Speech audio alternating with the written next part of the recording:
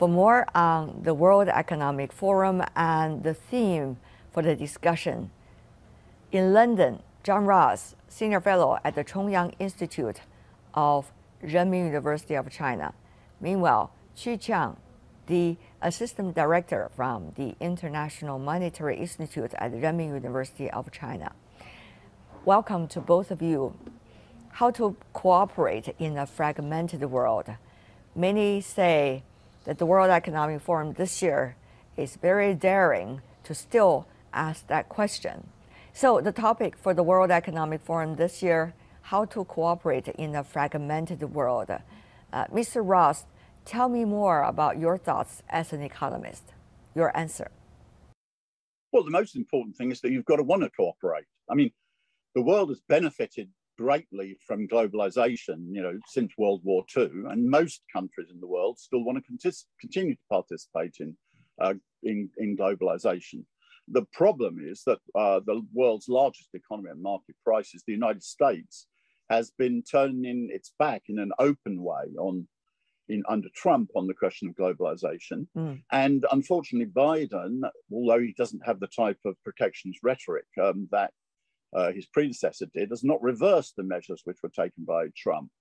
Therefore, we've got a situation in which China, which is the world's second largest economy in present market prices, wants to globalize. About 80% of the rest of the world wants to globalize, and the United States is equivocal about it. So I think that's the objective problem which really exists. I don't think it's a conceptual problem. It's a practical problem from the United States. Well, I don't think it is anyone's problem. Well, as I always mention, we have already hit a certain cycle of the time. This is the time when the whole globe is facing the recession. Right now it's a ski season in the North Hemisphere. So in a ski, we have some problems rushing down the slope, and everybody instinctively will try to lean back. They try to slow everything down. They don't want to crush in a snow pile. But actually, the right way to do so is actually to lean forward, because when you put down your body and lean forward, you can actually slow down by having more frictions. But most of the people, 99% of people, will lean back. This is what we are facing right now, because everyone in the world, every country, every government is trying to, everyone for their own, and build up the barrier and probably try to find more of the benefit for myself. But actually, it's a wrongdoing. I think right now is actually more than ever, we need to cooperate with each other, open up the market, have more capacity to lower the cost, and etc. So I think this is the way we cooperate and we deal with the cycle. Is China convincing enough when she says, I want to cooperate in this fragmented world? Mr. Qu. Well, I think President Xi Jinping really means it. Well, one thing you have to understand about President Xi is he is a very, very consistent person. If you look at the policy, he's always been there, and he's very serious about opening up. Why not? Because China understands more than anyone that opening up and having a free trade, having an open economy is very, very beneficial for itself. Look at Chinese rising in the past 40 years. China is one of the most important beneficiaries of the open trading system and a financial system. So China want to continue with that.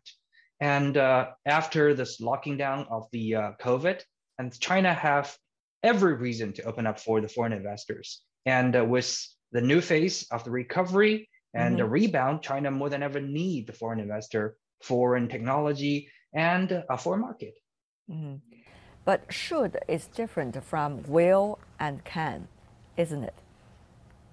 Yeah, well, this takes two to tango. Well, if China wants to open up, want to, partner up with other country, but it takes two. If the other country refuses to do so, we can do, because this is still a free system. It's a free trade. We cannot force and hard sell. Mr. Ross? Well, yeah, the key thing is, economics is one of the fortunate subjects in which 1 + 1 can equal 3. To put it in a rather popular way. If we go right back to the founding of economics, which Adam Smith's Wealth of Nations, Adam Smith showed that the key driving force for development is division of labor, as he expresses it. In other words, international division of labor makes all countries benefit more. So therefore, all countries benefit from the pressure of globalization. And yes, indeed, China's been a huge beneficiary from it. But so have also other countries. I mean, the most successful trading bloc at the present time in the world is ASEAN. That's got the most rapidly growing economies and the most rapidly growing trade. And you've got a huge variety of political regimes within ASEAN. I mean, you've got socialist countries in China and Vietnam. You've got a monarchy in Thailand. You couldn't have much more diversity politically. But what they've economically done is they've focused on expanding trade, putting infrastructure in place and expand the trade, and it's hugely successful. It's got the most rapidly growing economies and the lowest inflation in the world. Yes, as you said, regionally, we are seeing some kinds of cooperation. Where do you see is the biggest shining spot? Mr. Chu. Well, I think the current shining point for the cooperation is that we have seen multiple players. It's not like a two-polar, three-polar world anymore. In the past, well, like 40 years ago or 60 years ago, you only have two sides to choose, go with the East or go with the West. But right now, you have seen multiple players coming into the pictures. Where we see a very vibrant ASEAN countries, like John has just mentioned, very, very young demographic structure, lots of booming sectors in their economy, and very daring people and a very, very ambitious businessmen in those areas. And just take a look, they have become the #1 trading partner with China. South Asia, you take a look at India, take a look at Sri Lanka. Oh, they've been doing quite well in the past 10 years, even though they encountered certain hiccups recently. But I still believe with their conditions, they have lots of potentials. Latin America, well, even though they have it going through ups and downs, but still, if you look at their potentials, they're actually spiraling up. So I'm saying this is a more equal world right now, even though it's not very ideal, but still it's moving towards the target we want it to be. According to IMF latest report, likely 1/3 of the world's economy going into recession. That is going to be very challenging for everyone. Our economies are all interlinked. So, Mr. Ross, there are urgencies, there are emergencies. Well, the key thing, which is in the present situation, will be with the decisions which are taken by China during the first quarter of this year. I mean that very seriously. When the world was coming out of the international financial crisis, 2007, 2008, it's now well established. Everybody knows that it was China's growth which really took the world out of recovery from the international financial crisis. The US, if we turn to the present, the US stimulus packages under COVID were a complete 100% strategic failure. I mean, you can study it as what not to do. What did they do? They had gigantic, entirely consumer-based stimulus, gigantic increase in the money supply, 26% increase in the money supply in a year. And then they're surprised that they've got an inflationary wave. This was inflation that's not made in Ukraine. 90% of the inflation in the United States took place before the Ukraine war started. As the Wall Street Journal put it, the inflationary wave in the US wasn't made in the Kremlin, it was made in Washington.